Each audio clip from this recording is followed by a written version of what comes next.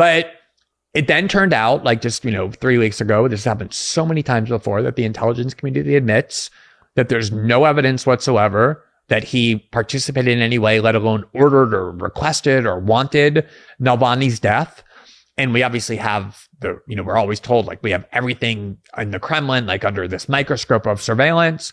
And you know how many times this has happened where media outlets have made some kind of assertion? No, Russian prisons are incredibly brutal, like a lot of countries are. They're very, very cold. They don't get good medical care. So it's not surprising that a prisoner put in the most brutal Russian prisons would die.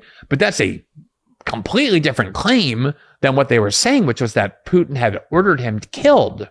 And if you look at how many times, there was this like story in the New York Times exactly when Trump was trying to withdraw from Afghanistan that the CIA planted with the New York Times and Charlie Savage, the claim that the Russians had put bounties on the heads of American soldiers and were paying the Taliban money for every American soldier that they were killed. And then when Liz Cheney and pro-war Democrats were working together to prevent and block Trump's desired withdraw from Afghanistan, that was the only story they cited. They kept saying, how can we leave when the Russians are, paying to...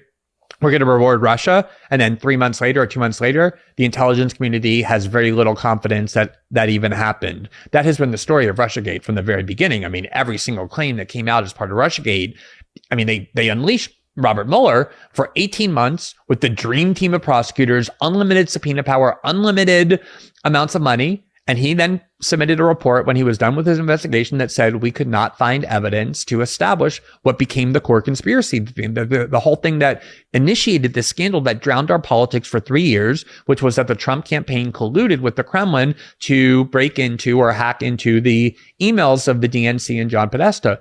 And everybody just was like, okay, I guess we'll just move on to something else. Like the editor-in-chief of the New York Times said, we have to confront the fact that what we've led our readers to believe was going to happen, that this information was going to be discovered, these smoking guns, Robert Mueller was going to, unleash it all and everyone was going to go to prison. None of it turned out to be true. This whole story was a fraud.